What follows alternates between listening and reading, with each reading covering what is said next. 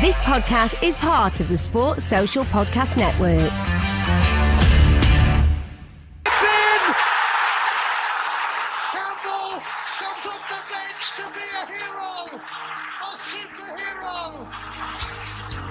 Breakthrough! It's taken a while! It's been worth the wait!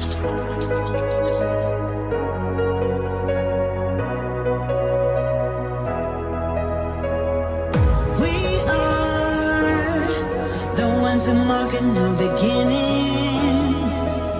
We are the ones of the spoken word. We are the ones who keep the planet spinning.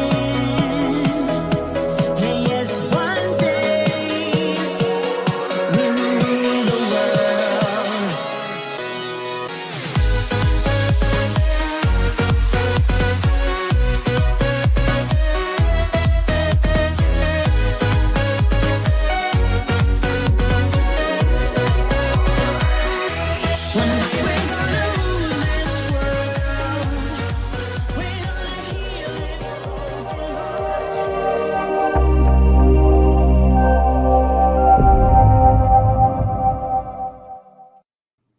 Hey guys, I'm Si and welcome to Ex Podcast Nation and the home of the Andy Campbell Football Show. This is Series 2, episode number 6, and the show is available live on YouTube, Facebook and Twitter. Ace Podcast Nation, of course, your home to many great shows and series featuring top guests, expert analysts and more. So please do give us a follow on social media. Subscribe to that YouTube channel and click the bell for notifications. It is free and it helps us out a lot. And of course, if you prefer your audio podcast in audio format, then we are now part of the Sports Social Podcast Network, the UK's first dedicated sports podcast network. You can find all of the Ace Podcast Nation produced shows, including the Andy Campbell Football Show, the Andy Campbell Championship Show, and many others, including some very exclusive interviews with various people from various sports and industries. But check them out, sport.social.co.uk. And very quickly onto our Charity Super 6 update for the week. Me and Mr. Andy Campbell are in trouble because we both forgot to enter our Super 6 predictions. But of course, we are supporting the Charity Super 6 Football Prediction League this year. We're raising money for two amazing charities, Maggie Centre, which is a cancer charity, and of course, the Mind Mental Health charity. As I mentioned, me and Andy forgot to do ours, so we did not have a good week. We're just giving people a head start, though, because we knew we'd run away with it otherwise. But it was a cracking week for Jason Davis, who tops the round with 19 points. Reece Ierson, Sally Griffiths and Dale Barrett close behind on 16, and Gareth Price still the man to beat at the top of the table with 47 points. There are 90 players at the moment, so we have £540 in the prize pot. And, of course, £800 for charity, which is the most important thing, of course. If you'd like to test your football knowledge against myself, against Andy and other Cardiff City legends, then get in contact with Will Meliush, who you'll find in the group chat probably at the moment. And, of course, you can drop him a message on Facebook and join the group. Links to it are in the description below. Just as we do wait for the last couple of late stragglers, a big thank you to Black Diamond Sports, first of all, for all their support around the channel. They are a global sports agency representing stars from around the world. For more information, go visit their social media pages and their website, links to which below this video in the description as well. And lastly, but most definitely not least, it is a big thank you to today's sponsor, which is Darren Ralston and Bespoke Financial. Darren is giving away a free will worth £140 at the moment with any new policy which is taken out. Please do check him out. Give him a call. Don't miss out on an incredible offer. All you need to do is give him a ring, tell him we sent you, and find a policy or a service that they provide for you. He's looked after Andy, as we know, with various policies over the years, including the critical illness, the injury cover. They are top of their field. And they provide award-winning service, and I cannot say enough how proud we are to partner with such a top-class brand. And we thank them for sponsoring the shows. So on with it. I've got questions and subjects galore for this week. It's going to be a fascinating show with another top guest. But first and foremost, my co-host. He is the goal collector, the fox in the box, still the king of the Millennium Stadium, ex-Cardiff City and Middlesbrough hero. He is, of course, Davy Jones's favourite son, Mr. Andy Campbell. Mate, how are you? Good evening. Yeah, delighted. Middlesbrough hero. I think our guest is pushing me well close. If I am, really looking forward to this. Can't wait to dig deep. Can't wait to have an open and honest discussion because you know what, there's not many characters in football anymore. And this guest that we've got on tonight is certainly one of those. Yes, indeed. I had a couple of messages today from Bolton fans actually asking where they could watch the show. So welcome to them. Some new viewers, indeed. Looking forward to hearing from our guest. But we are delighted to welcome tonight's guest. He is Ex Bolton, Oldham, and of course Middlesbrough centre back, Mr. David Wheater. Welcome, David. How are you, mate?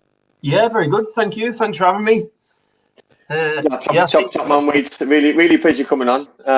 Thank you. You know what I mean? I think before we start any question, you've had an amazing career. You're brilliant at football, but how the hell did you get a burger named after you? I don't know. You know, I got a beer in Bolton as well. Named after beer and burger. You know what, that is the dream for any footballer. Any current footballer, ex-footballer, that would be my dream. I was just in a takeaway in the arm. Polo, and the fellow was looking at me and he said, I thought, he does, it's just a fan going to ask me a question. He went, "Are you David?" I said, "Yeah." He said, well, I own this and the mill in Stokes. He said, I want to ask you a weird question. I said, "Go on." He said, "I'm making a burger and I want to put your face on the burger." I was thinking, oh, not going to sell many, is it? But I said, "Do what you want, mate." But I've tried it. Hey, it's all about the taste. It's all about the taste. It's beautiful. I just gave him 2 requests. I said, "Not a veggie burger. I can't have a veggie burger." Bang on. And the picture he wanted to put on it was a shocker.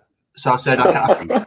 So I sent him a straight face on action shot. I said, "Look, I can't be having that one you want, mate." Quality. And do you know what? I seen it, and do you know what? For a company, because if anybody hasn't been any local Middlesbrough fans who haven't been to the Middle Stokes, get yourself along. The food's lovely. It's good atmosphere, lovely pub. You know what I mean? Outdoor place to eat and drink. It's spot on. That's where I recommend it. We watched all the Euros there. It was fantastic. I did, yes. It's a great pub. Yeah, I've been local there all my adult life. So it's always a pub that I've always gone to. Yes, it's spot on. I'll have to go back there and try a burger for sure. Definitely. You have to, you know. You might get an Andy burger. I wouldn't want this face. I wouldn't want this face on a burger, mate. I'll be honest. This one got on it, so must be a big burger though. To fit your head on that burger wrapper. Well, there's two patties in it, cheese, bit of green. I didn't like the lettuce in it. I'm not a big fan of that. The pickles always have to come out, don't they? Oh yes. Yeah, no, it's fantastic. There we go. So I was going to say, I changed your intro, Andy, from Borough legends to hero because I felt like you deserved to be bumped down a little bit from legends to hero. Keep him up there. I remember his debut watching him. Well, you can go back to legend when he starts remembering to put his Super 6 predictions in. So then he can have his legendary thing. On that, Will, I'm really sorry. That's twice in 4 days I forgot to do it. I'm better than that. Yeah. Yeah, I did it as well. After all the grief I gave you last week, I completely forgot. But maybe someone just said we should do them live on the Friday show so we don't forget, which is, I suppose we could really. Not a bad idea. But, just before we go into the Magnificent Seven, guys, I wanted to ask you about a clip. I did retweet it earlier. I don't know if you've seen it, but there was basically, I think it was it's a European league. I'm not sure where. And basically there was like a foul. And the ball breaks through and the striker's through on goal, no defenders around him. But the ref blows up for the foul. And as he blows up, he realises what he's done. He should have played the advantage. And the referee falls to his knees and puts his head in his hands because it means that much to him that he's made a mistake. But he's obviously done it publicly. And like the players who initially were really angry and frustrated that he hadn't played the advantage, because they saw that it bothered him, they were like, all right about it. They kind of patted him on the back and said, don't worry about it. And got on with the free kick. Now, if we saw more emotion from referees, and I don't necessarily mean in terms of when a player's screaming in their face or something like that, but I mean if they make an error or a mistake, would that perhaps stop fans, players giving them as much grief as they do. Andy, what do you reckon? I think if referees and linesmen and fourth officials and all the officials weren't a little bit like robots, you know what I mean, and they were able to make their own decisions, I think we can allow them to be humans again, you know what I mean? Because at the minute they're not making decisions, and they're allowing VAR to get them out of jail. And for me, I would like referees to go back to making decisions and make mistakes, because players make mistakes all the time. You know what I mean? Players are human. They miss chances. They go score own goals. They get sent off. They make mistakes. Referees and linesmen have always been like that, and it's always a talking point in the pub after a game. That what was the referee doing? He was offside. He wasn't offside. Disallowed goal. Red card. Blah blah blah. For me, all that fun's been taken out of the game with VAR. You know what I mean? I understand why it's been brought in, but for me, that's why the Championship, League One, League Two, other leagues in different countries are more fun, because you haven't got all this hoo-ha and all this. For me, all the excuses. You know what I mean? Because for me, referees should be allowed, and linesmen should be allowed to make mistakes, because they're human beings. Yeah, I mean, it showed he cared. It showed that it meant something to him, that he knew he had made an error, and it bothered him. And I think the players' reaction completely changed to what was initial anger. What about you, David? Like, how do you see that? Do you think if referees perhaps acknowledge mistakes a bit more publicly, that would help? Yeah, I think so. Yeah, I did see that when you posted it on Twitter. It seemed very dramatic, though, didn't it? The way he went down. Did, yeah. And all that. But I think it's just part of the fan experience, isn't it? That the fans are going to have a go at the referee. I don't think that's ever going to change. But for me personally, I've always got on with referees. It's just a certain 2 or 3 that seem to want to be the centre of attention. I mean, you probably can guess who I'm talking about, but they are going to make decisions. And like you were saying, I'm not a fan of VAR whatsoever. You see it pop up, and you don't know whether to celebrate or whatever, because it's going to change in like 2 minutes. But it's just, and when it does change, the decision, it's so long, isn't it? So it just goes. But on that though, as a player, a current player now, how would you react to games? You know what I mean? Would you celebrate non-goals? Would you celebrate a goal, or would you wait and then celebrate later on? Would you just not bother celebrating? As a player, how would you handle it? I don't know. Obviously, I've not been involved when they're obviously in the top leagues with VAR, but it'd be weird, wouldn't it? Obviously, you goals against you, for me, when it's offside, or I mean, I got sent off once. The geezer was about 3 yards offside, and then I ran back, shoulder barged him, and got sent off because the ref said I pushed him.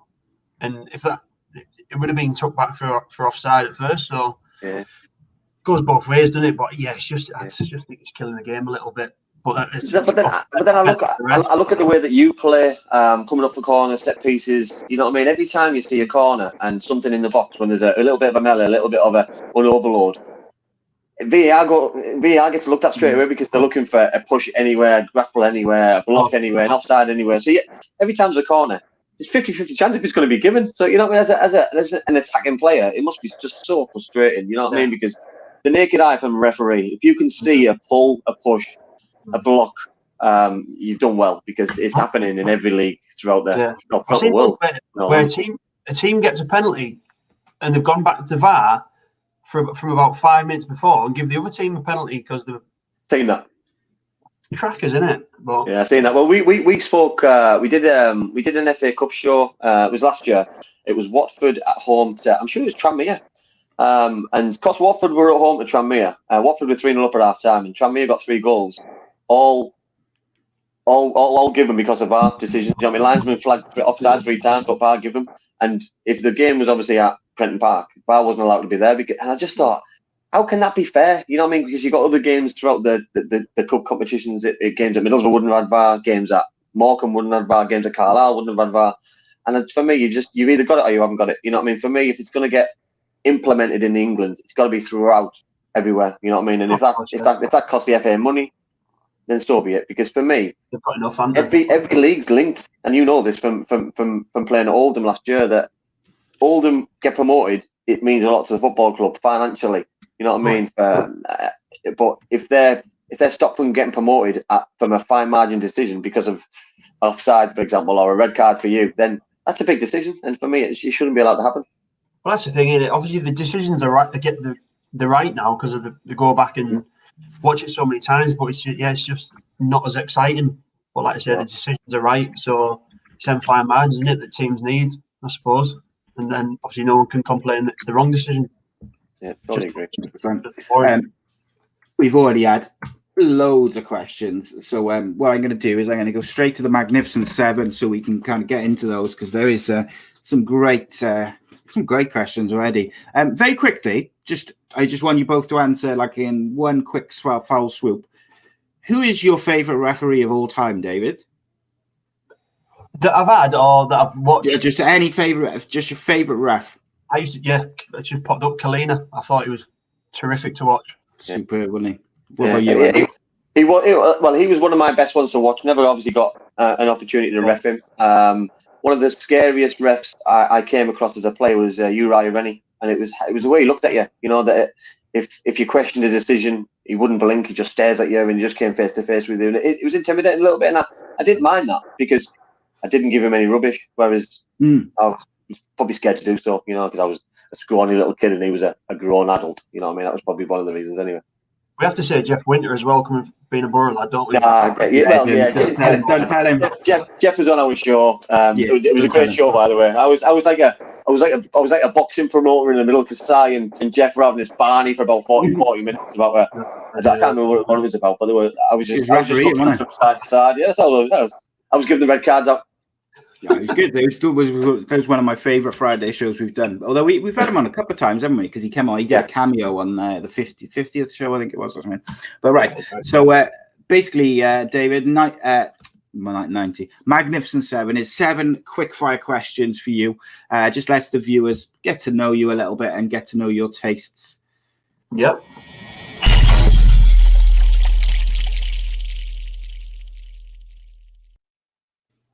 Okay, David Wheater, Magnificent Seven. Always nice and easy to start. Messi or Ronaldo? Oh, Messi, all day. Confident answer. Favorite TV show? Only Fools and Horses. Easy one. I think everyone could have guessed that. Our missus doesn't like it. Does she not? Shocking. That is shocking. I don't get it. Wow. I don't think I've ever met anyone who doesn't like Only Fools and Horses. Yeah, I haven't apart from her. Madness. Funniest teammate?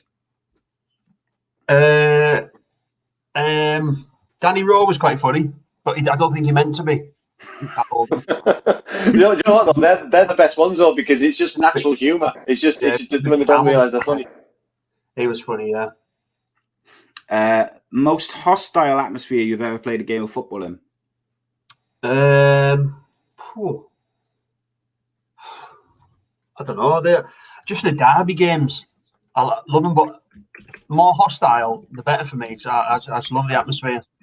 So probably like the Sunderland games at Middlesbrough, like Wigan, Bolton were good, very good. Yeah, I enjoy them. Good shout. More hostile, the better. Yeah, I would imagine so. A few people saying Andy's having a disco. What are you saying? What's going on there? I think it's just the wireless connection between your earpiece and your thing. I don't know. It's a weird thing. I've seen it before, but I don't know. Let me try. It's giving me a headache. Oh, there we go. There you go. I don't know quite what it is. It's back again. It's we can hear you crystal clear, which is the main thing. It's doing me head in. Angriest teammate you've ever had, David? Andrew Taylor, left back. Did you not play with him? Taylor. Taylor played for Cardiff. He played for Cardiff. Yeah, great guy. But just could switch on the pitch and proper go for you. But I think one of the lads played against him on Friday night. He played for Hartlepool over 35s on Friday night, and he was dishing out apparently. Yeah, he was getting stuck in. Paul Rumson, the left back as well, at Bolton when I was with him. Yeah, he was an angry man. He was angry man. I think he's come up before, hasn't he, Paul? I'm sure someone else. Yeah, Paul. Yeah, is he assistant manager now at Millwall? Isn't he? Gary Rowers. Somewhere he was coach at Birmingham, so he might have gone. Yeah, I think he's there. I wouldn't like to take the wrath off him in the changing room like he wouldn't be able to stop. Angry guy. Yeah, another great guy though, but angry on pitch. All the angry ones that are nice off the pitch. Yeah, it's that white line. Yeah, I just one of my old friends is in the chat. He was an angry man on the football pitch as well, but he's here, so welcome. And then we've also got nice and easy, Middlesbrough or Bolton Wanderers. Mikey. It's a tough one, isn't it? Well, I spent most of my career. I can't. Do you know what? Right, for a moment, a short moment, I thought you were going to answer it. I thought you were just going to answer it. I can't. Can I live in Middlesbrough now? But I spent all my career most of my career at Bolton. You know what? Right, that's probably the most sensible answer you'll give tonight. That not answering it. I can't. I like it. I agree with you. I agree. Mate, I get asked Middlesbrough, Cardiff all the time. And I don't like to upset anybody, so I just ignore the question and just move on and just pretend I haven't heard it. Yeah. You love being home, don't you? But you spend so much of your career in one place, you can't. And do you know what? On that point, Si, we spoke, haven't we? That and some football fans think players don't have an affiliation to a club or to an area. You know what I mean? And some don't, and I totally get that. But some players absolutely adore every minute of every time they walk into a football club from the first minute to the last, and they didn't want to leave. They couldn't wait to get there, and I wish everyone was like that, because then all the fans would have a really good relationship with all the players. But it just doesn't, you know what I mean? But there's some players who absolutely adore every place they play. You know what I mean? I don't have many regrets in football, but not re-signing at Bolton when I was at the stadium ready to sign. But it was when they nearly went out of business, and I got told that my contract wouldn't take effect until they got bought, and there was no guarantee that they would get bought, and they could have went out of business. So I could have been just stuck doing nothing. So stuck there doing nothing. Yeah, you can't take that risk, can you, as a player? Later, so I was a bit gutted. Yeah, could still be there now. I was trying to think back to all the Magnificent Sevens. If anyone else has refused to pick between, because what I tend to do is I'll pick like either the club they started at, just the Boro Legends, refused. Yeah, no, I normally go with like either the two clubs they've made the most appearances for, or the club they started at and their hometown club, or something like that. Why didn't you put Oldham in? Why didn't you put Oldham in the question? Well, because you had the most appearances between. Someone else has just said that as well. Because you had the most appearances for those two clubs, basically. That's my out. And then the last question is, it doesn't have to be football related, but who, in your opinion, is the greatest Englishman who's ever lived? Bex for me. He loves a bit of Bex as well. I like that. That's the first time he's come up as well. Just think how many eyes he brought to football. It's just changed the game, didn't he? And David Jason, who plays Delboy. David Jason's up there. Yeah, it's funny. On Bex, I watched Inter Miami the other day playing, and I think they were joined to all last in injury time, last couple of minutes, and I think Higuain missed a sitter, to be fair. And I've never seen him get that angry. He was punching seats and all sorts. And luckily enough, they went down the other end and scored again, the winning goal. But obviously, it means so much to him still. Football. Obviously, now he's money invested, so it's obviously a different question. But he's super talented for everything he's done. How he's not a sir yet? I'll never understand. Yeah. I don't get that. Yeah, unless he's upset somebody along the way. Must have, mustn't he? Surely.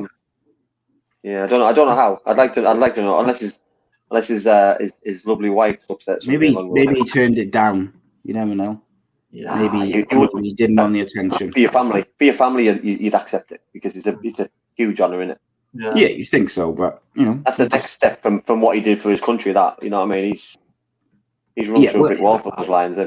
He haven't got much more to achieve, has he? So I think that's probably. That is probably the pinnacle, I would have thought. Leave it till the end of his life. Is that what you're saying? Just leave it right to the end. Well, I don't know what else. He's achieved so much within football and charity and things like that. Like that's really? Like the one thing which is missing, I guess, is what you'd say. But he's David's right. He brought so many eyes to football, and I believe he changed the game in terms of. People caring about football. I also think that was the start of caring what footballer was going out with who and all this, that, and the combination of tabloids and social media and stuff. Your haircuts, wasn't it? He made that all your boots. Yeah, everything. Well, it was everything, wasn't it? You know what I mean? Because and I'm people will probably shoot me down, but for me, he also made the Spice Girls even bigger than what they were. You know what I mean? Because of just how famous he was. Because he pushed them to a level. Because you know what I mean? I'm not saying that relationship was forced, but it was great for both their careers at the right time as well. It was absolutely amazing. So you know what I mean? For me, he's made her just the same as the other way around. Exactly, yeah. 100%. Not many people said David Beckham's the best Englishman ever. No one's answered that question with David Beckham yet. Or Del Boy. No one's said Del. I don't think anyone said Del Boy either. Yeah, that was Bex and David Jason. I'm going for Del Boy. Yeah, I see you. Original. Nobody has said the same. Rodgers in there as well, and them, yeah. So, next is the what we call Tell Me Why. So with this, David, I give you and Andy 2 subjects, and you've got 60 seconds to talk about each one. So one is a question, one is more of a subject. You're the guest, so you get to choose if you want to go first or second. I'll go first, please. Okay. And Andy, you can decide if we'll have the question or the subject first. I haven't got a clue which is which, by the way. So I'm going to go. Let's go with the question, right? So, David, the question is: how do teams like Manchester United and others get rid of perceived deadwood and squad players who earn so much money? Well, it's hard, isn't it? Obviously, 60 seconds, go. Is it going right? Well, I don't think they do they really? They've got. I'm not saying that. I'm not calling him deadwood, but you got Phil Jones who doesn't play, 120 grand a week. It's just massive wages that they're getting. No other teams are going to pay that wage apart from the top teams who don't want them sort of players. So it's just them top teams giving out massive wages, and fair play the players not going to take it down. I mean, he's got another 2 years left, I think, Phil Jones. So fair play to the lad. Yeah, he's loving it. I mean, it is difficult because I think do these clubs have to pay those players off? I think is the answer. Well, yeah, I mean, the players aren't going to leave either on their own, say goodbye to all that money when they're at Manchester United. Why would they? So either pay them off or play them or whatever. But yeah.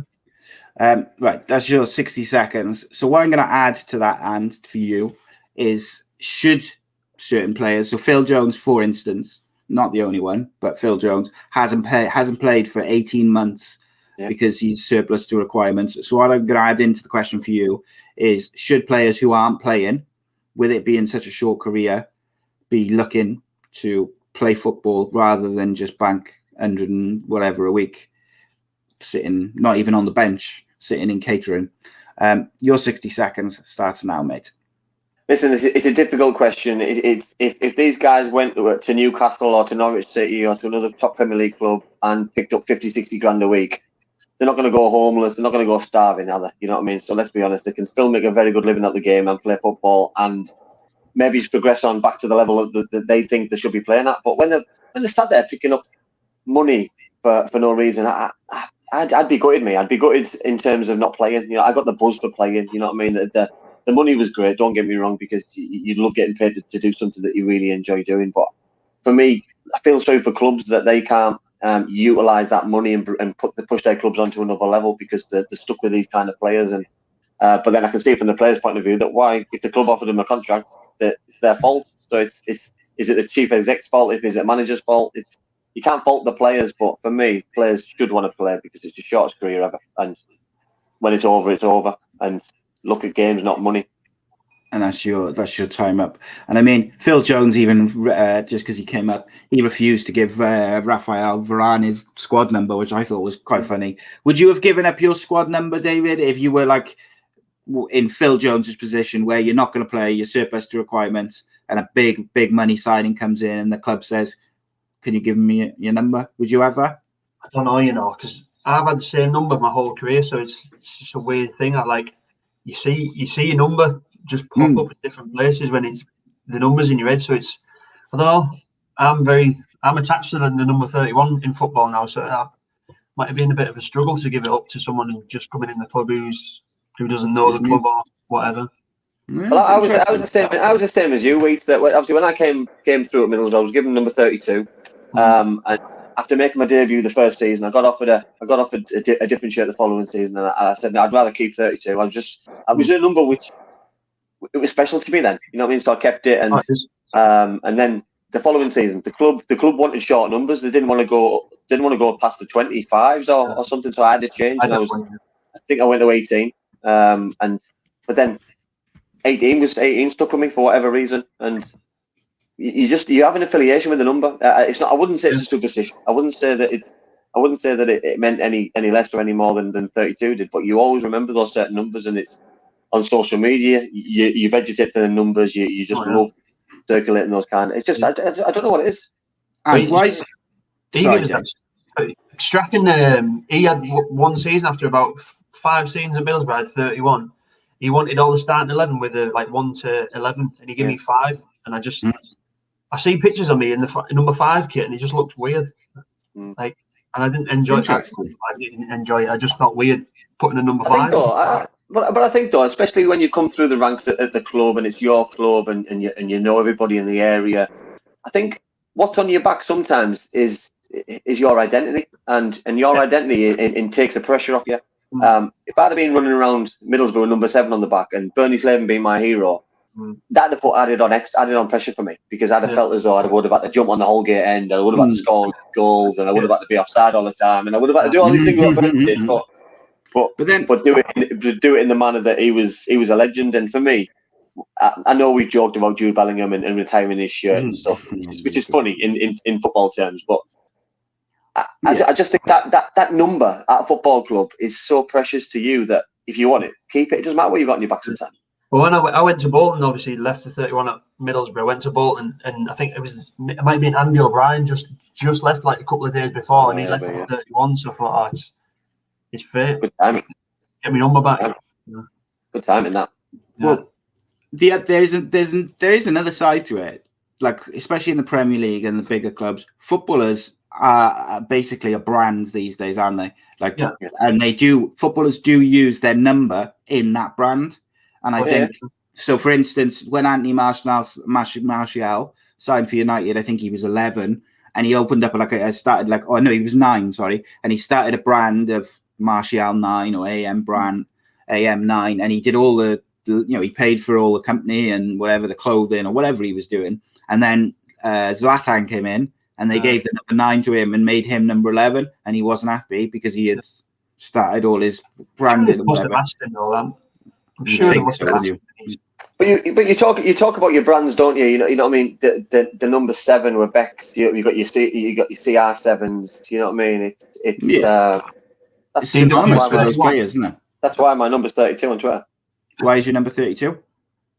Because that was my number at Middlesbrough. Got you. There you go. My debut number. There we go. The question's answered. So instead of CR7, A.C.E 32. It's a better ring to it.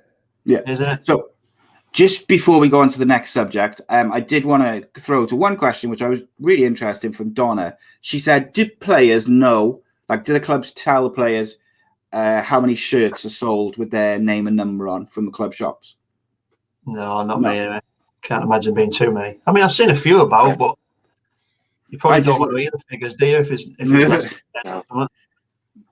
Yeah, I know. I was just wondering if they. I think it's probably a best conversation kept quiet for me, because you look at. I'll go back to the middle of the days. You know what I mean? That you got Ravanelli, Janino, Emerson, Pesta, all those kind of players. I'm guessing there wasn't many 32 Campbells running around. You know what I mean? And if there was, they were probably fine anyway for match 1. So you know what I mean? Listen, it is what it is. But I don't know. I'd rather see my name on the pitch than in the stand, I think. Yeah. I'm sure that them conversations only come up with the top players, don't they, when they're getting a percentage of the sales and the shirts, whatever, like Messi and Ronaldo and all them. I'm sure they do. I'm not sure I would have made a lot of money. If I got a percentage off every shirt of 50 quid, I might have made about 17.50. Exactly. About the same. Right, so the next subject is a bit more complex, so it's going to be difficult for you guys to fit into 60 seconds, but I am interested to hear your views. So, over the weekend, we saw Millwall fans fighting amongst themselves in the Cardiff City Stadium.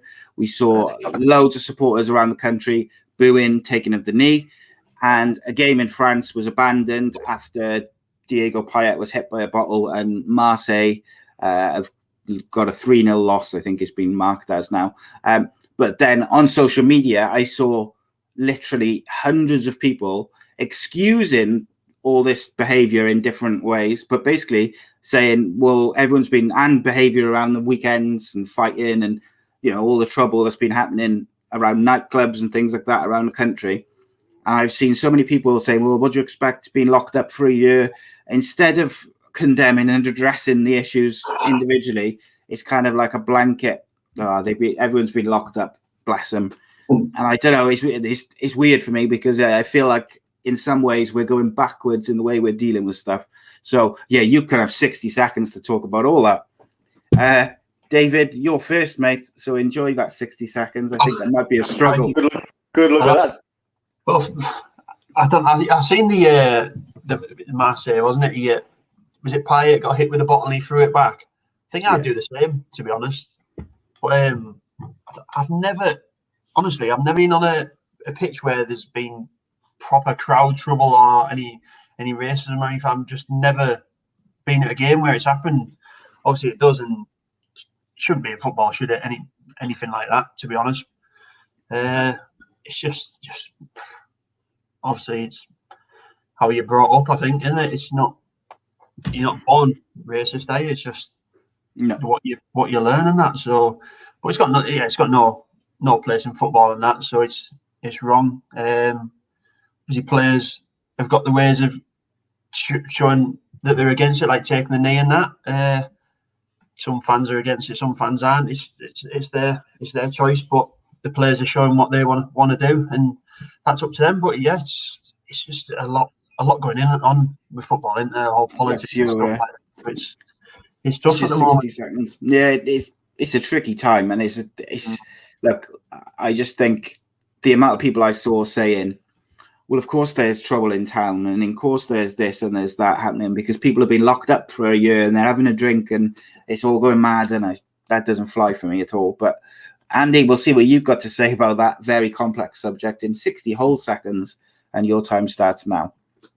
I seen an incident as well, and I just listen. Jamie Carragher, I remember, somebody threw a coin at him. He threw a coin back in the crowd, and you know, what I mean, players aren't there on the football pitch to be thrown things at and to be abused at and to. And for me, I think sometimes they have every right to bite back at times. It's not the right thing to do, but it's human nature. You know what I mean? You only take too much at times, and for me to use a lockdown as an excuse that why you behave badly and why now you drink too much is just absolute rubbish for me. Garbage.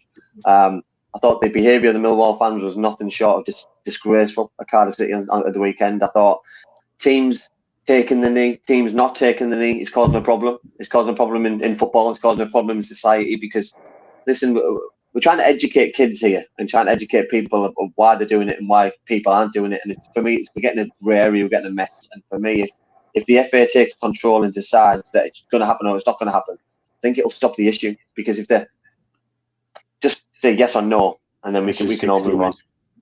Listen, that's a hard subject, by the way. I know, mate. I don't what I was going to say there. I think the FA are causing a bigger problem.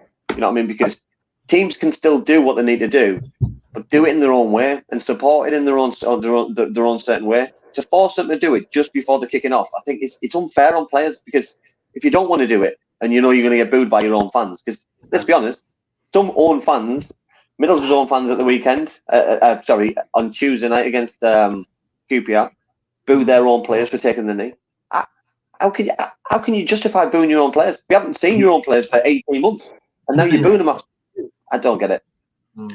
Yeah, it's incredible, mate. It's and the main reason I kind of shoehorned all those incidents together, and because I wanted to have a conversation about it, and I thought, I'll throw it in to tell me why, and of course we can carry on the conversation. But it is difficult. And it wasn't even like one or two people I saw on social media, on Facebook and Twitter and Instagram saying, what do you expect? Because people have been locked up for so long and it's like a big release.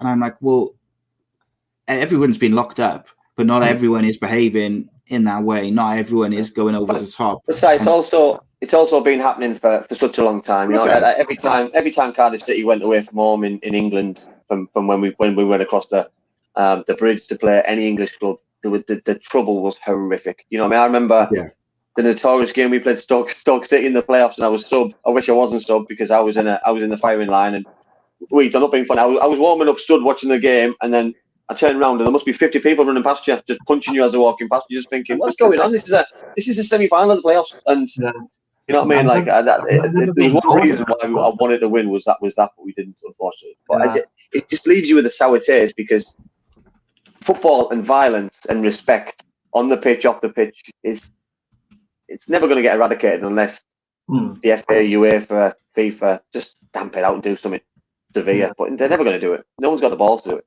No. You know, with the taking of the knee thing, see, a while ago I was like of the opinion that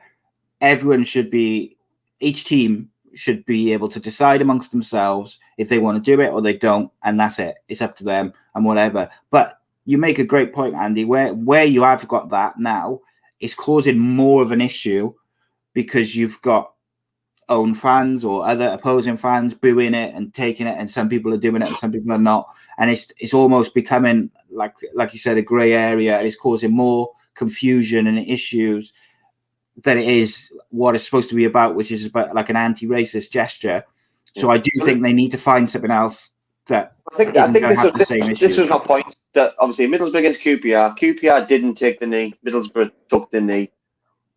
Fans were booing, fans were cheering louder. So are people cheering for QPR because they're not taking the knee and they're standing against it? Are people booing that? Who knows what's going on? I haven't got a clue. I'm silent, looking around, thinking, what on earth's going on? Like, whose side are you on? Are you supporting? Who are you supporting? I'm there to support the team in red and thinking, if they get beat 5-0, I'm still cheering them. If someone does a bad tackle, I'm still cheering them. I don't care if he takes the knee or doesn't take the knee. I don't see why we get involved. I went to the Boro's first game. I think none of them took the knee apart from one lad took the knee, which is perfectly fine. It's his choice. But the same again. Wait, he doesn't deserve to be ostracised by his teammates, by the fans, by the club, by FIFA, by the opposing players and fans. Obviously, with him and his teammates, gonna. Yeah. Well, then you get some players who don't want to think about anything else apart from the game. They're like really high strung in the change rooms and stuff like that.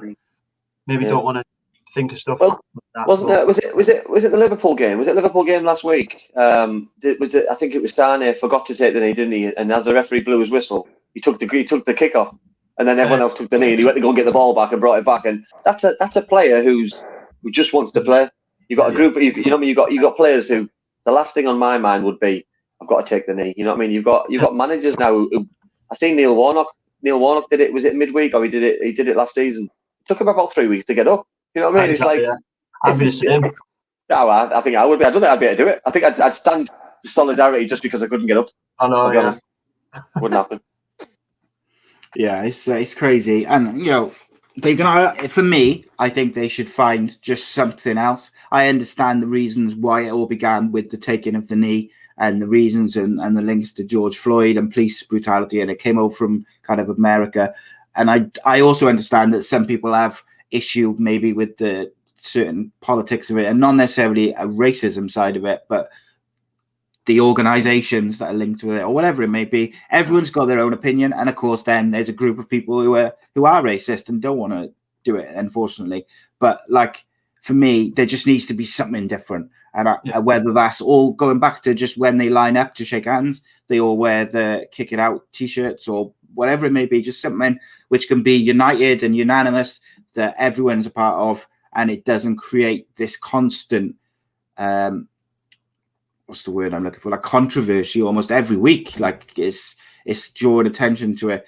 Geraint Cole said he thinks the problem regarding taking the knee is not the kneeling, but the confusion of what it represents. People who boo are probably booing because they believe they're representing Black Lives Matter movement and not the real reason, which is to kick out racism. And this is the thing. It's this, like you said, Andy, is so grey in terms of people aren't quite sure what it's representing. To me, it should just be, and I think it is, just about sending an anti-racism message. But for whatever reason, there's a side of people who think that it's linked to some sort of politics and stuff like that. I don't know. I just think I don't know. For me, I'd like to look into everything before I make the right decision. Yeah. But if I had a choice, I'd be out in the community doing stuff with the different communities, But obviously now it's tough, isn't it? You can't really go out with obviously COVID stuff, and you can't educate people like that. Then that would be the best way. Educate the young, going to schools and tell them. We hit the nail on the head. You know what I mean? That you weren't born a racist. So the only way to get into that and get around that is getting into schools and getting and starting primary schools, secondary schools. We still tell you when we were at Middlesbrough with the foundation at plenty of clubs does some great work, by the way. Middlesbrough's no different. I know Cardiff got it spot on as well about going into primary schools, getting kids into their schooling and teaching them through football, numbers, league tables, etc. And what a perfect way to get a player to tell their story or tell about their journey or things that have happened in their career and about their life and about racism and things. I just think it's a perfect way to do it. Instead of teaching certain things within schooling, for example, within history, which are at the minute irrelevant because you know what I mean, things are evolving every day and every year, and we're moving on. And I just think it's now that the players are that big in terms of role models for young people that they're just a perfect person to go and do it. Well, my little girl was in Bolton school. Her best friend was a little Asian girl from India. Never said anything about obviously being different colours or whatever. Just loved each other, best friends. Yeah. So and you know what, and that's where it becomes heartbreaking, doesn't it? Because people don't see. I don't see people in different colour skin being different. You know what I mean? I've played with people. I've got friends. I'm friends. You know what I mean? I'm not different to them, and they're not different to me. So I don't see why people think they've got the right to do it. And for me, I think sometimes it's sooner rather than later. It's got to be taken out of the clubs and players' hands, because we don't want to repeat what happened against Cardiff and Millwall on a bigger scale, because it was only on a smaller scale. Yes, people potentially got hurt and I don't want to see that again. And I hope everyone is okay. But if that's 20,000 people doing that, we're going to have a serious problem in our hands, and we can't afford that to happen. No, spot on, mate. I just want to address something very, very quickly, which Rye said just now. He said, "I support every decision that my club make, even if I don't agree with it." Rye, I appreciate your comment as always, mate, but I cannot agree with that whatsoever.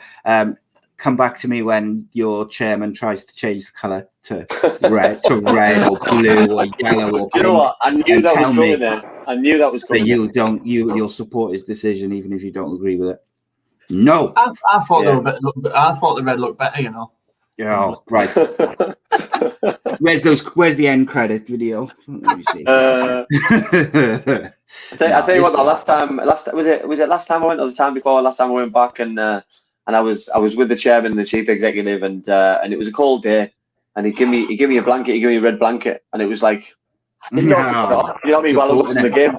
Yeah, well, I didn't want to look like I was supporting it, so like I had it like I was hidden away. You know what I mean? But I was freezing like as well. Going to the Riverside and watching Middlesbrough playing in blue at home. It wouldn't happen, would it? Wouldn't happen. And that's how serious I think we've got it in it. It's like, you know what I mean? Everyone, like Bolton's famous colour is white. You know what I mean? Someone sticking them in black. You know what I mean? It's like you couldn't pick an opposite colour. You know what I mean? Well, probably white would have been worse for Cardiff because it's Swansea, but I think the red, you couldn't be any opposite. And for me, you certainly don't upset passionate football fans like Cardiff. Alienate, you know what I mean? The whole fan base instantly, don't you? It's do you know what though? There'll be certain YouTube channels and stuff now, and you'll be reporting Andy Campbell supported the rebrand as he took a red blanket from the chairman. I know.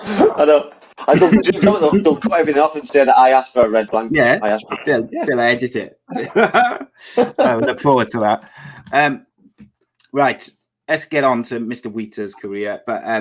Look, there's a phenomenal amount of questions. I'm hoping that the ones right at the start haven't been cut off from my screen, but I'm going to do my best. We're going to fly to some of them before we let Mr. Campbell loose. So let's have a look what we got. Some people said that you could have grounds for divorce because your wife doesn't like Only Fools and Horses. You're telling me. I think it's the main reason. That's the main reason. She doesn't like the colours, obviously, because it's in the 80s and early 90s. It's too dull, she says, the colours. Oh, all right, okay. And she doesn't find it funny. Jesus. Woof. So we've had a few questions asking about the situation and how you came to leave Oldham. Are you all right to talk about that? And yeah, fine.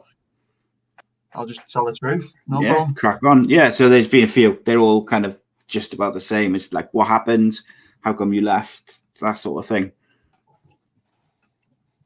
Well, go on, jump in. Next, a long one. I'll try and cut it down. But obviously, when all the COVID thing happened, we got told we were going on furlough, and they were topping it up to 80%. So it was basically we were going to take a 20% pay cut. Some of the lads were being treated bad and didn't want to do it. I was the PFA rep and the captain at the time, so I was getting it from all angles.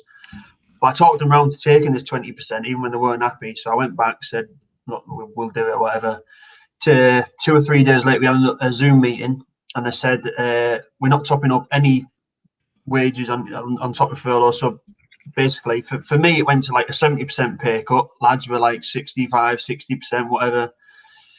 Who would take a 70% pay cut in any job? And that was, and they said that's till football comes back, and there was no date for when football was coming back. I mean, we could be still on the 70% pay cut now, and we all had bills to pay. I mean, my daughter was in Bolton school, let me tell you. I needed that pay.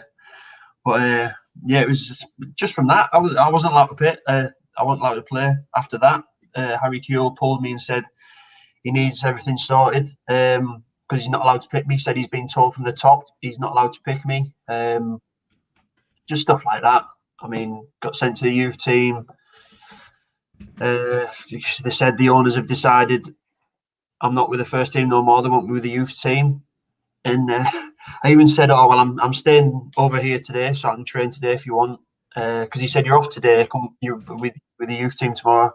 And they said, "No, the owners won't let you train with us today." So I mean, I even offered my services to train, and not allowed. But just stuff like I didn't get told I wasn't captain, stuff like that. And I knew I wasn't the captain, but it was Carl Piagiani, the captain, obviously now who told me. I said, "Look, Piagiani, I knew I wasn't going to be captain." I said, "You'll do a great job and all that." I said, I'm buzzing you. We'll have to sort everything out now. But yeah, just stuff like that. I mean, got sent with the youth team. I was like doing runs and everything with 16-year-olds every day on AstroTurf, which not the best for a 33, 34-year-old. But I just stuck it out. I said, I'm not going to let these defeat me, really, and just stayed till I got what I wanted, really, from the outcome. I said, I'm not signing. I want to tell my truth. I want to get my side of the story out. So it's what I'm doing, yeah. So, yeah, it was a tough season. But, I mean, I probably knew I wasn't going to play, but seeing the defence had the worst defensive record in the league, just stuff like that. And the lads. How does it feel, though, Wheat, knowing that you've got a reputation for being a true professional, and you know what I mean, playing probably when you've got knocks, when you've got injuries, and running through a brick wall for every football club that you played for. So, how does that feel that you've been treated that badly by basically a group of non-football people? Well, exactly. Yeah. Well, that's the thing. I mean, the day I went with the youth team, I was all right with the academy manager. He was used to play for Oldham. I said, "Look, I'll never cause any problems in training, so don't even think that I will. I'll get on with stuff." That's the thing. If I did something bad, like smash someone in training or something like that, and they weren't allowed to play, I'd have been, fair enough. But all I did was not take a 70% pay cut when there was no like haggling. I mean, got 50, 40, it was nothing. It was just 70% or nothing, really.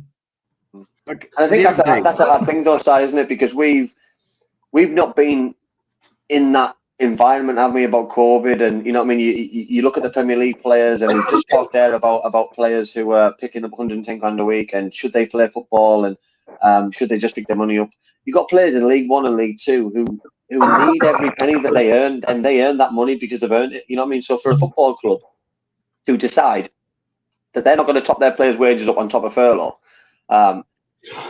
It's not right. You know what I mean? Because you've got the playing staff, you've got the coaching staff, you've got the people who work within the football club as well, who are all in the same boat. So why on earth? Why on earth should that be allowed? Because now when you've got fans back in and you've got selling shirts, selling programs, getting decent crowds back in.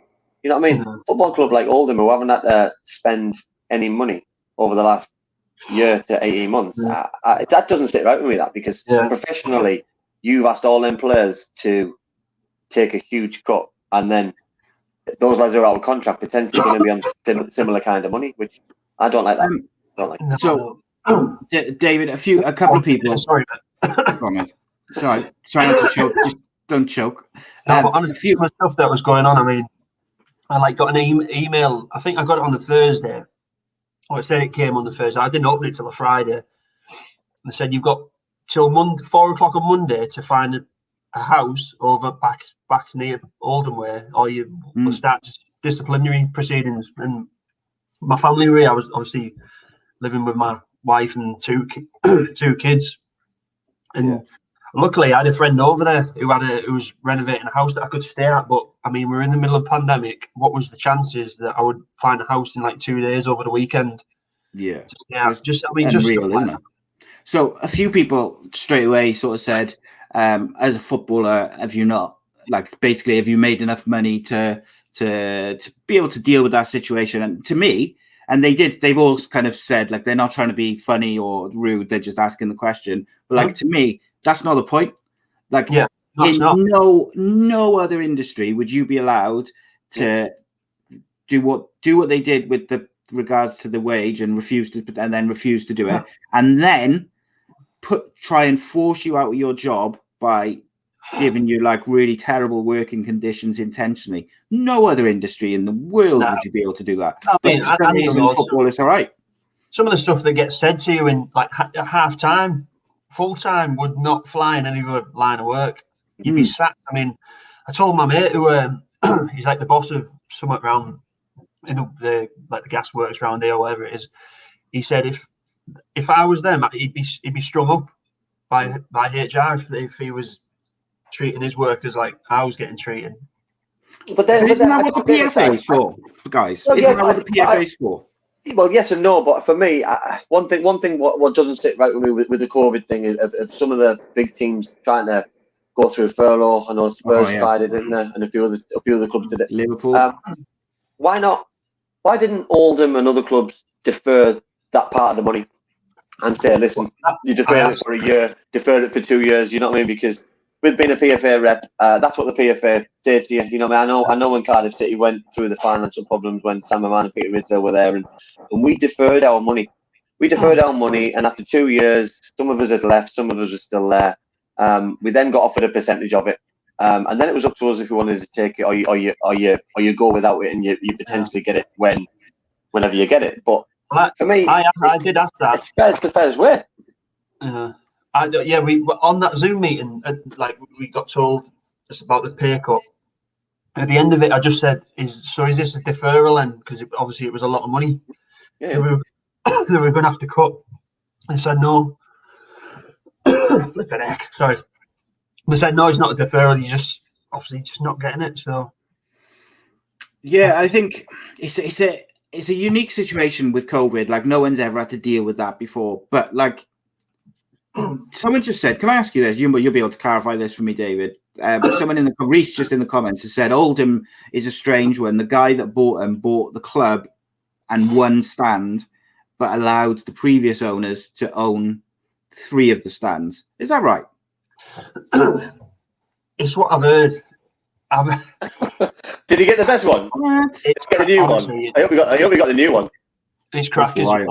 It's crackers. What's going on? I mean, I've heard podcasts where lads say like he owns nothing but the badge or whatever. But I don't know, honestly.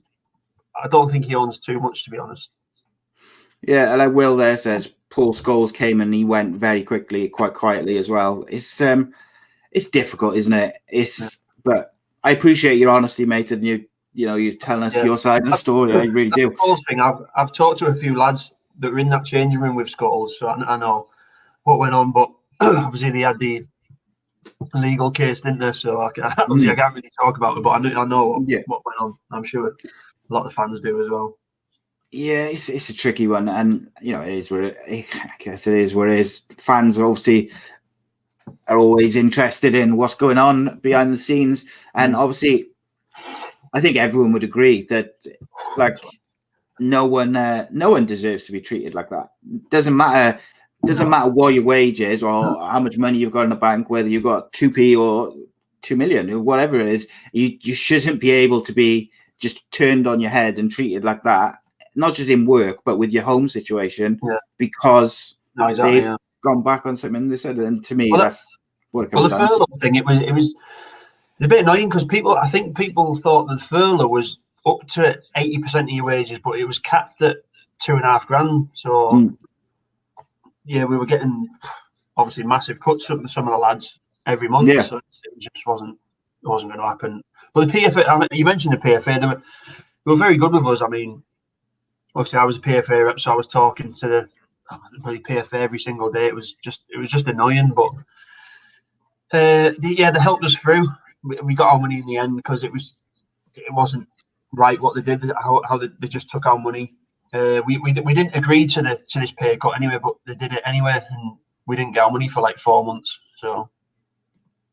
And I think that's that's the issue so far. Within football, and it's probably the only industry that you can probably still work and not get paid. You know what I mean? Footballers have done it at clubs. I've been there. That you go to training, you put your health on the line. You're playing games. You're not getting paid. You're travelling still. You're paying outgoings, and it's hard. It's hard to take mentally. It puts strain on family life, personal life, work life. It's not easy. You know what I mean? And people think that you play professional football, like you don't work again when you turn this magic number of 35, and it's so far from the truth. It's scary. You know what I mean? And this Premier League thing is so different. It's the only line of work that people say when things go wrong, you should be working for free. Yeah. What other job? I mean, Bill Gates wouldn't work for free, would he? No, totally agree. Jeff Bezos worth $200 billion. He wouldn't work for free. So he might do actually. But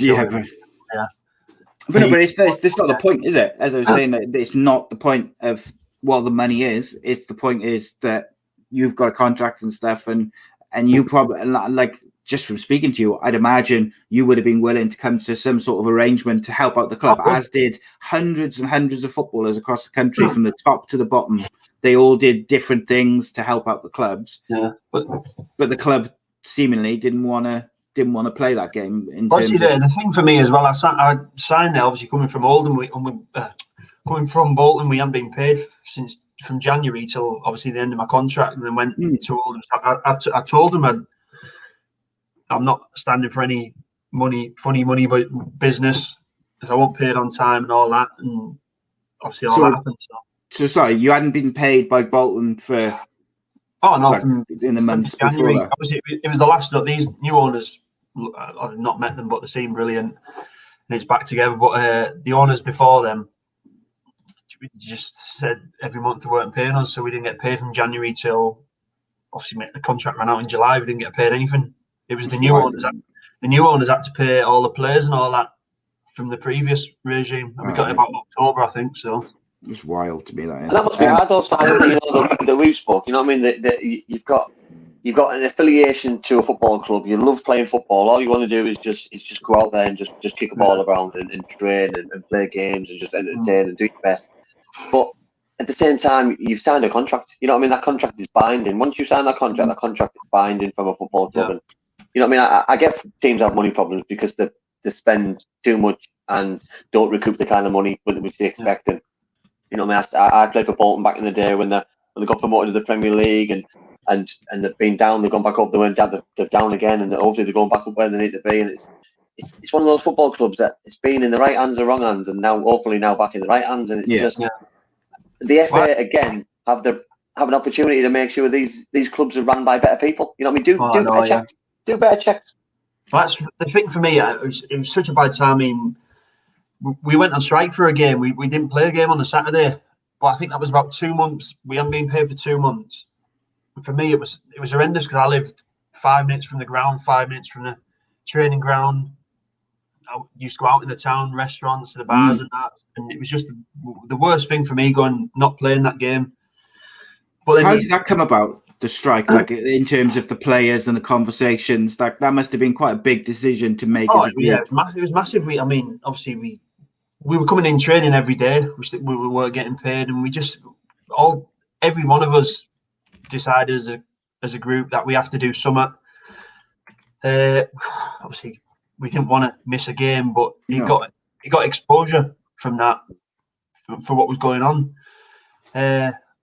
But yeah, we were just getting told we're not getting paid. It wasn't getting deferred or anything. But then, I have banter with Wigan fans on Twitter and all that. They say, "Oh, you don't care about about Bolton. You left them when you weren't getting paid. And our players did all this."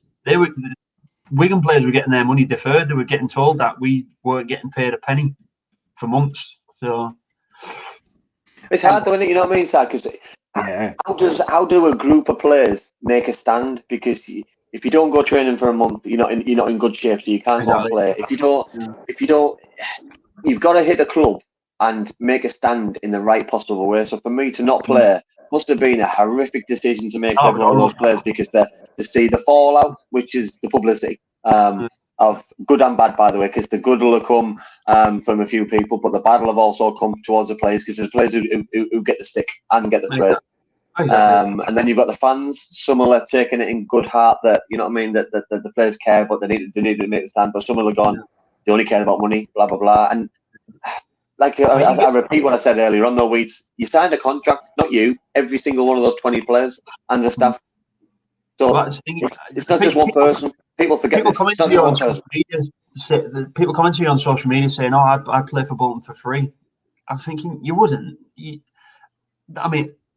you didn't have bills, you didn't have family, fair enough, play for free. But every single one of us have bills and stuff. And if I had another job, I would go play for Bolton for free. But I didn't. Yeah. That was. And listen, we all say this side, don't we? You know what I mean? That every football fan would give the left arm to play football and play for their club and they play for free. Right. But it is the best living and the best job. Yeah, it's not a job; it's a hobby. It's a hobby which you get paid for. You know what I mean? It's the best thing ever to do. However, you know what I mean? It is a hobby, but yeah. However, how'd you put petrol in the car? Exactly. How'd you put the shop? How'd you feed your kids? How'd you feed yourself? How'd you put the fuel into your own body? It's by getting paid by the football clubs. Yes, footballers get paid too much, and then get people's gripe about the NHS and other jobs in other areas. But that's not the footballers' fault, unfortunately. You know what I mean? And it's the players in probably League One and League Two who sometimes get ostracised and get the negative press when they don't play, instead of the players. And I'm only using as an example Phil Jones, that he sat there not playing, not in the squad, not anywhere near the team, who's picking up all this money. That monthly wage would go a hell of a long way at Oldham Athletic. It would go a hell of a long way at Salford City. And I'm not saying he should give it up, but if David Wheater should play for free, then Phil Jones should play for free. Exactly. You know what I mean? Well, they wouldn't play for free, would they? No, they wouldn't. And Wheater, I wouldn't expect him to. Yeah. So, but what I don't like is the negativity from football fans, because and I know Jordan's just signed for Wigan. Jordan Jones. Jordan would not go and play for Wigan for free, and I wouldn't expect him to. And neither would every single Wigan fan either. So Messi could have stayed at Barcelona for free. He could have played for free. He's got about £500 million in the bank. He's not going to play for free. Yeah, we did a show a couple of weeks ago on the same subject. We hammered the question inside out. It's not going to happen, because then you look at it, and I use Gareth Bale as an example. Gareth Bale's multi-millionaire. He could have gone signed for Cardiff City, finished his career in a city which he loves, the team that he wants to play for. He decides to play for Real Madrid. Yeah, exactly. Spot on. We got some great comments about owners, and I really would love to get your opinion on this, more about the FA than anything. But so Will, first of all, said owners should be personally liable if they refuse to pay players and ruin clubs. Too many awful owners out there. Craig suggested the PFA should take a bond off every club owner, the equivalent to 6 months' pay. And if players don't get paid, then that money is taken from that bond, which the club then has to top back up, or else the points are deducted. Reese said the sale of Bury to Steve Dale is proof that the fit and proper test is a shambles, because he bought him for £1, had no money, ruined the club, and the FA said, oh, well, we didn't know he'd bought it, so we couldn't do a fit and proper test. And then Riverside says, if the FA vet them and they go bad, shouldn't the FA be the ones who are held responsible to pay, because it's their rules and their checks, which is supposed to protect football clubs and then in turn the staff and the players from owners who cannot fulfill their obligations with the contracts to players, staff, and everyone else involved. So that, I guess, the final question to all those comments is, ultimately, should the FA be the ones who are held responsible in the long term for these various football clubs, but let's say Bury as well, who obviously had all the problems they had, because those tests, this fit and proper test, was effectively useless? What do you think, And? 1,000,000%. Because I remember Mehmet Delman being on our show, the second show that he came on, obviously Cardiff City chairman, and Mehmet said that that the club was available for sale, and anybody who wants to come to put an offer into the club have to prove that they got the funds. Yeah. It's the same for the FA. The FA should ask for proof of funds, and if that proof of funds, then they should be able to prove that they can pay every one of their wages for every single person who works in that football club for at least 12 months. And then the same thing again the following 12 months, and then the same thing again. And if they can't afford it, then they can't offer these contracts out, because the contracts have got to match what kind of money they've got in the bank. Julie. And I'm not talking about footballers, I'm talking about people who work in kitchens at the clubs, secretaries at the club, CEOs, other people who work in the clubs. For me, it's everyone's in it together. And why should a footballer have to work for free, the same as a chef at a football club have to work for free? It's not going to happen, and it should never happen. No. Spot on. GD Parry says he's more than happy to play in goals for Swansea for free. Yeah, I don't mind playing for Swansea. I'll play for Swansea with my walking stick, and I'd be away. Hey, saying that, their goalkeeper's an outfield player anyway. He doesn't play in goal. He doesn't use his hands. He just uses his feet. He's their best player. I'll play with my walking stick, and I'll still be better than Swansea. I'll still be their best player. Right. We're running out of time massively, because we're just having all these really interesting conversations. But I do want to talk about your career, David, in depth for the last sort of 20 minutes or so, because you've had an incredible career. And I think I try and find the comment, but Geraint said, always thought David was a good player. Very surprised that you never received a full England cap. Because you made a few squads, didn't you? The full squads. Yeah, I was. And you played 21s and all the way up. Yeah, I played from like 16s to 21s, and finally got in the squad. Just on the bench twice, which, I mean, Andy will know, come from Middlesbrough, is a little town. From Redcar, I'm from, is a little town. It's a fantastic achievement for me. I was just happy to be there with the type of players. I mean, John Terry and Rio Ferdinand are my heroes, and I was training with them, so I was happy. Obviously, I wanted to play. I mean, Steve Gibson paid for my family, my girlfriend at the time. I think my sister paid for my family to go over, fly over in the same hotel as us, fly back. Amazing. So he's a good owner, isn't he? He's that's amazing. One of the best. But just to be training with them, being in the hotel with them sort of players was amazing for me. Were you able to pick their brains and stuff while you were there and kind of learn from them? No, I was a bit shy, but it was. Yeah, come on. No, I wasn't. You've never been shy. No, I don't think. No, I wasn't shy. Just meeting. I was looking for Beckham. I'm like, where is he? Where is he? He walked out the canteen and bumped into me. I was like, oh, he said to me, "I'm David." I was like, yeah. What you said there, though, you said about Terry and Rio, and obviously they got the Jamie Carragher's, got all the others. Listen, the golden generation. Is there any regrets that those players were around the same time as you? Because obviously, you know what I mean, to get that play for Middlesbrough is your dream, because you're from the area. You know what I mean? Everyone knows who David Wheater is in the northeast area. But to play for your country, I know you were proud Teessider to play for your country, 16s, 17s, 18s, 21s, but to play for your full squad and get involved, would that have been something extra special? Oh yeah, I'd have loved to have got that cap, but.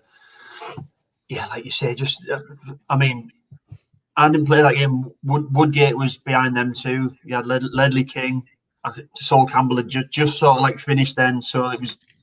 It's when I always say it's when the proper centre halves were there, and I managed to get in the squad. So yeah, it was just unbelievable for me. That's crazy. But you just spoke about Steve Gibson there, and obviously Middlesbrough Football Club. So I know we've got loads of Boro fans, and everyone speaks highly of you in the area. Tell everyone how special an area it is for football, and I mean growing up, I mean playing as a young footballer, opportunities for young people in the area. No, it's terrific. I mean, we used to train at Tollsby Road, didn't we? Remember that? It was like just nothing, was it really? It was just a field. But I mean, Terry Cochran, the old Middlesbrough player, used to train me like one night a week when we were there, and it was just terrific. Just an old Boro player. But then seeing Emerson and Ravanelli, people like that, playing at the Riverside, there was nothing like it. It was like they were like different.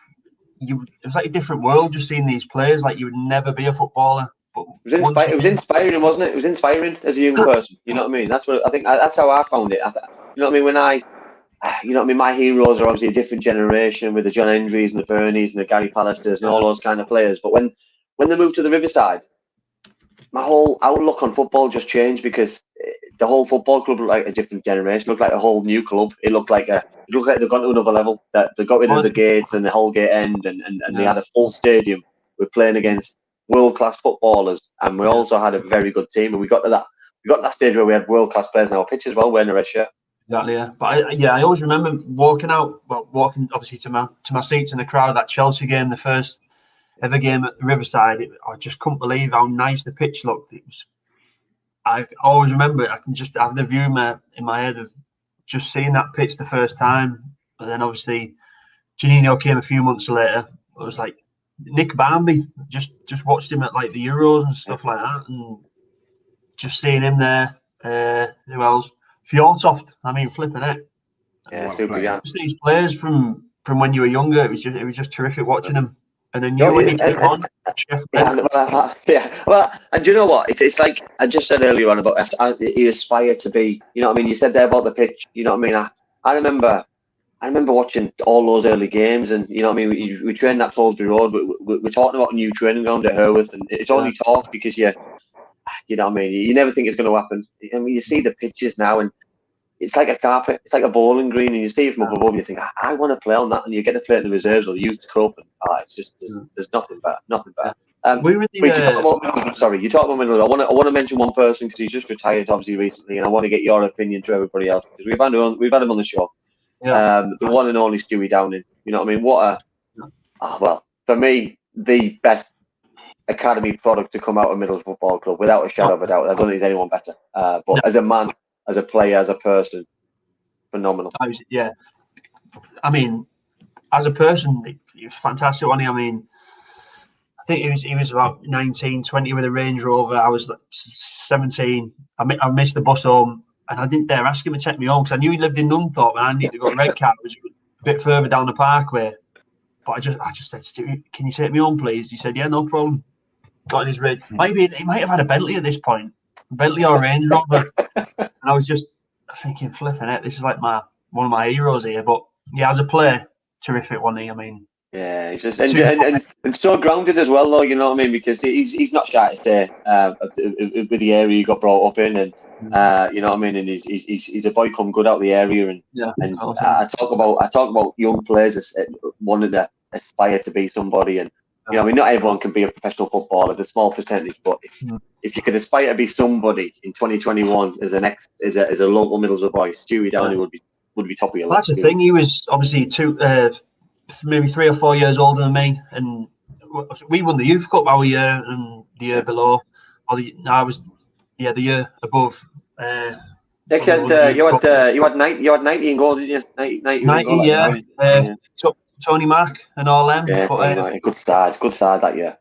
But then, like, that's when Stewie started playing first team, and he just inspired us to get in that first team.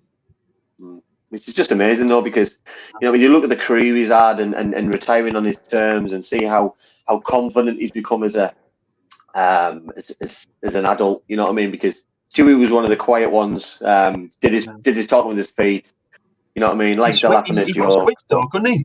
He could. Yeah, I he could. got- But yeah, he had that edge, though. You know what I mean? And Yeah. I think, and I like that about football. That was one thing that you could be something that you weren't on a football pitch, and he had an edge, and I think that pushed him on to be the England star, and pushed him on to go to Liverpool, and pushed him on to be a Premier League player for that long, because he just had that. Some career in it when you think of it. Yeah. Just silly, you know what I mean? I was starstruck when we had him on the show before. I was staring at him, just thinking like, I didn't know what to say. It was just genuinely just a nice guy. Did you? No, because you're just chilled out though. You're just a genuine nice guy. Though. I fell in love with you already, so it's alright. So when we get Simon Jordan on, that's when Andy's going to. Me and Simon Jordan. Do you know what? I love Simon Jordan. Absolutely, do. I can't. You're going to go to pieces, mate, when we get him on. I'm telling you. Ex Bolton Wanderers on Talk Sport, mate. Yeah, just love him. I absolutely love him. I can watch him all day. At the minute, I'm on the Twitter Talk Sport watching the live camera just because he's on it. I just love listening to him. He's so controversial. It's scary. Yeah, they're the good ones. Yeah, but nobody likes him. But I just think he's just great. He's just comedy gold. Comedy gold. He is good.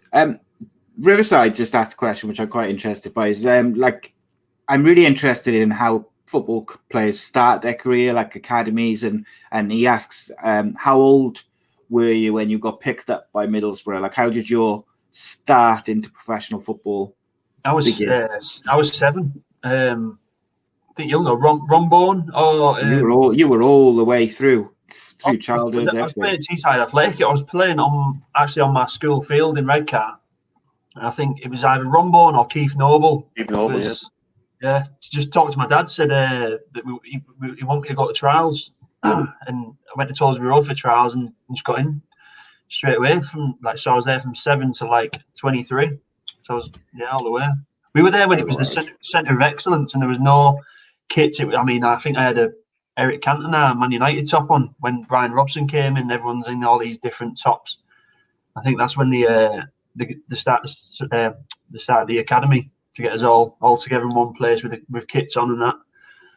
Because honestly, it was a shambles. I think one day we were training Eston School or something indoor, and on a five-side pitch that was like the hard basketball floor. It's a long stint, though, isn't it? It's a long stint from 7 to 23, though. It's a long old time in the state of club. But then obviously that follows on then with that. How hard was it to leave, or was it an easy decision? Obviously, hindsight's a wonderful thing, and you move to a club which is a club close to your heart. But how hard was it to leave? Yeah, it was. It wasn't more weird than hard. Bolton was seventh in the Premier League when I went there, so it was a no-brainer career-wise. But yeah, just weird, thinking I'm not going to be living here and going down Redcar for a Pasitos or whatever whenever I want. Yeah. Just Pasitos is ice cream bar. You'll know the ice cream, won't you? Yeah. Well, funny enough, Cade has asked a few times, do you miss what are they called, Anne? Palmer. Yeah.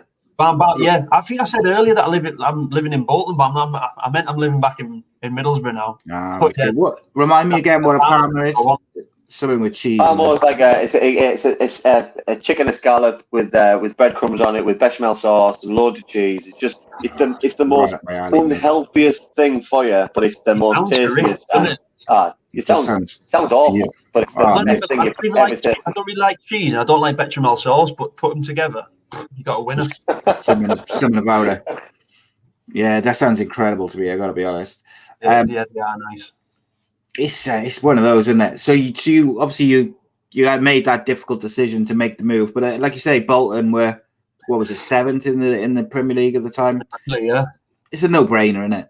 You know, career-wise, is always it, but I know what you mean, because one minute you go to training as you've done every day for the past 7 years professionally, and then all of a sudden tomorrow you're going somewhere else and it's a different drive to work, it's a different entrance to the door, it's a different training kit, it's a different coloured top, everything's just different overnight. Yeah. Are you gonna be as good as successful? Are the fans gonna like me? Is the manager gonna like me? Am I gonna get a game? There's all these questions will go through your head, and all of a sudden it just clicks, and you fall in love with another club. It was Tony Mowbray told me I was going out because there was a couple of clubs and one fell through for some reason. I just finished training in the indoor bit at Rockcliffe. Tony Mowbray pulls me and said, "Oh, you're going to Bolton?" I was like, "What?" He said, "Yeah, you're going to Bolton." I was like, "All right." I mean, I looked at the table and like 7th in the Premier League. I thought, yeah, that'll do. But yeah, just weird knowing that I wasn't going to live around here anymore. And for like, I mean, it's been 10, 12 years that I haven't been around here for. So yeah, very strange leaving your hometown when you. I mean, I wasn't unhappy or anything. I was happy playing for Middlesbrough, so there was none of that involved either. Was there a reason? Was a reason given why you were sold? Was it financial from the club? I think so, yeah. I only had 6 months left, and they're offering like 2.5 million, I think, or something. Good money for the club. Stewie's left at the same time. I think Gary O'Neill might have left, but it's when Strachan brought the SPL down, didn't he, on massive wages? So yeah, well, I felt sorry for Tony. You know, obviously Tony's one of my heroes, and obviously I'd obviously played with Darren, obviously his brother, and good friends with him, and you know, I mean, when he took over and he had the remit to get rid of all the players and stabilise the football club again, it was such a tough job, and the only person who probably could have done it for the club was Tony, and who would be given the time to do it was Tony. But I felt so sorry for him because, you know what I mean, he could have been an even bigger legend if he was given the kind of budgets which other managers had at the football club. Yeah, well, he's a legend already, isn't he? But yeah, like you say, he could, if he took us back up in the Premier League. That would have been it. He would have been hands down the biggest legend. You know, what I mean, he's up there anyway. But you know, what I mean, in terms of what he achieved at Middlesbrough and being Captain Marvel and doing what he did and taking us to Wembley. But he's done a good job at Blackburn. I don't know what he's done a great job. Yeah, he don't know what the budget is there, but I'm sure none of them are on massive wages. But no, he's got a lot of young lads as well now. I think I don't think there's any big hitters there anymore. You know, what I mean, he's had to cut his cloth accordingly. I think he's a fabulous manager. Craig Sullivan asks, who's the best player you've ever played with and why? Well, I mean, Stewie could be up there. I like playing with. I didn't play next to him, but playing like with Hasselbank and Viduka, just seeing them bully defenders like they did to me in training, because they could bully players, and yeah, they were terrific. Stu Holden at Bolton was fantastic play. He had a bad injury. Stu's good player, didn't he? Johnny Evans smashed him at Old Trafford, really bad tackle, and ended his career practically. I mean, he come back, but he just couldn't get fit because they were top players. One person I was happy that I played with was Kevin Davis, because he was a nightmare to play against. But in training, he'd smash you, elbow you, 2-foot you, and he just walk off. He wouldn't help you up or anything. So he was a tough player, but a good player for the team as well. Did all them players get you into probably the right mindset in terms of when you were playing against other players? Because you just mentioned there, obviously, Hasselbank, Viduka, obviously the Yakubo's, the Kevin Davises, those kind of players who have different attributes of their game. So when you went into a game against X, Y, and Z, you were ready to go into a battle because you played against world-class players in training. Yeah, well, that was the thing. Obviously, in the academy, I was playing in the academy at Middlesbrough. There was no massive players in that. We were all skinny at that age, aren't we? But then I'd go train against Viduka and Hasselbank, and they would bully you, they'd elbow you, and all sorts. So I think it teaches you that you have to change your game and be a bit tougher. I mean, put a bit more muscle or whatever on, just to be equal with these players. I mean, Yakubu's first day, he shoulder barged me, flipping it. I nearly ended up on the train tracks next to Rockcliffe, next to the training ground. Honestly, it was mad. But yeah, just playing with them, training with them every day, spurs you on just to improve yourself. But then obviously training with Southgate, Woodgate, Ugo, just playing with them and learning off them was terrific. Yeah.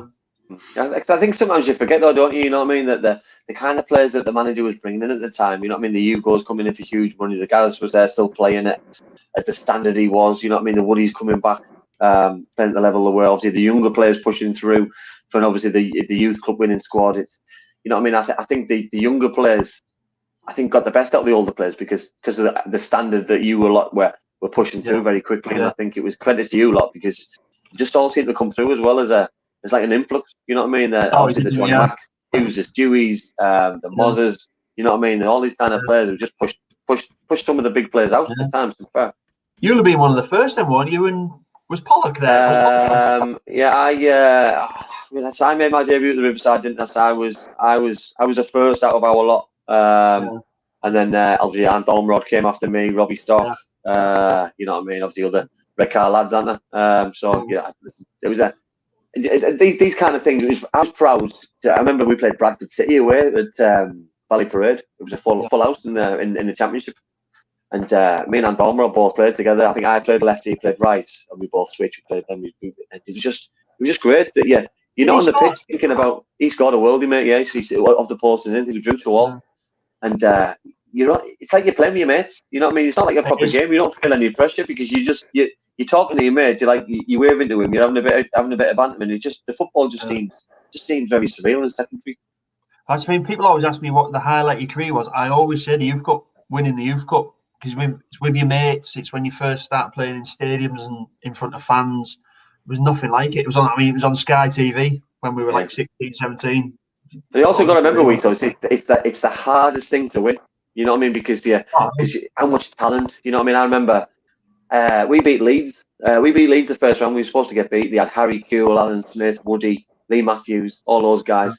And once we beat them, I remember coming on the bus on the way home. Everyone's tipping us to win it. We're expecting to win it. We played Ipswich the next round.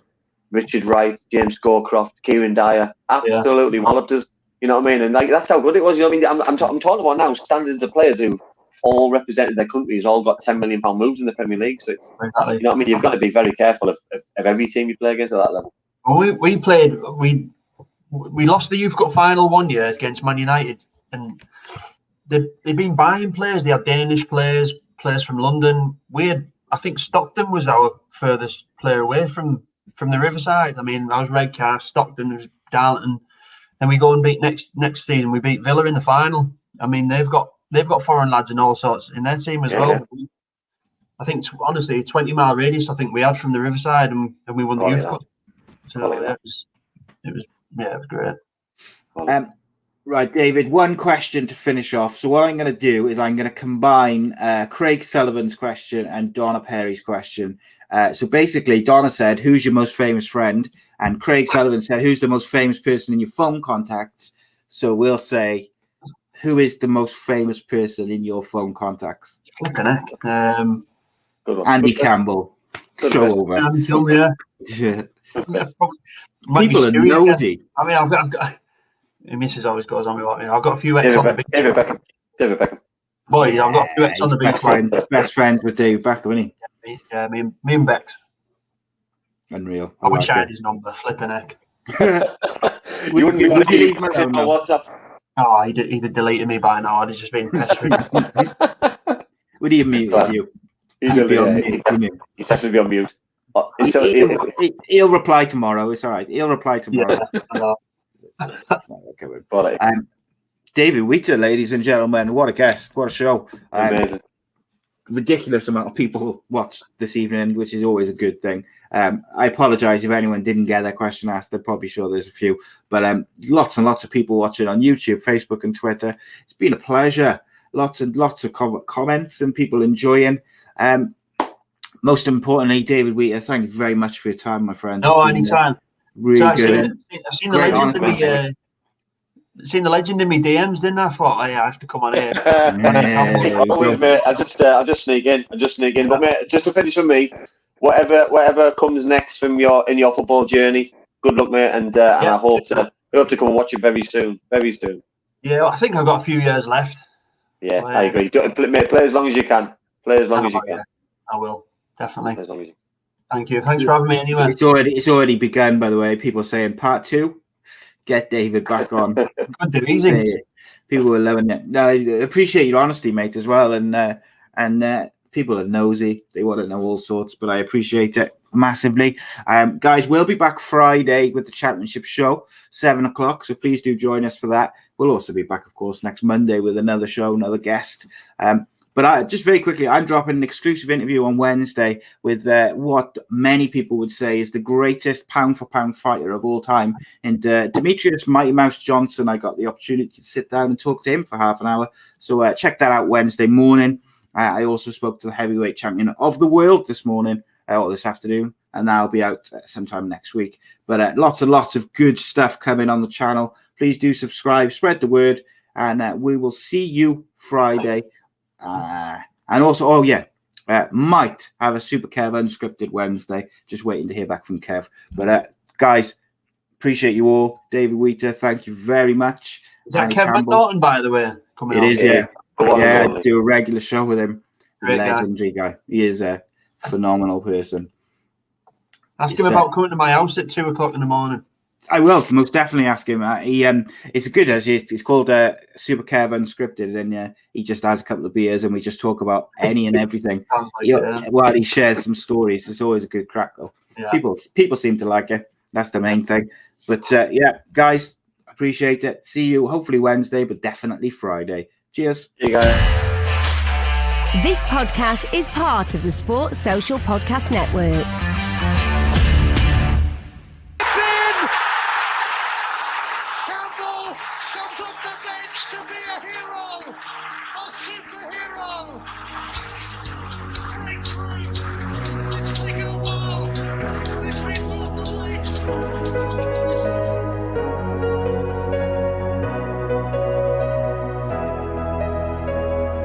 We are the ones who mark a new beginning.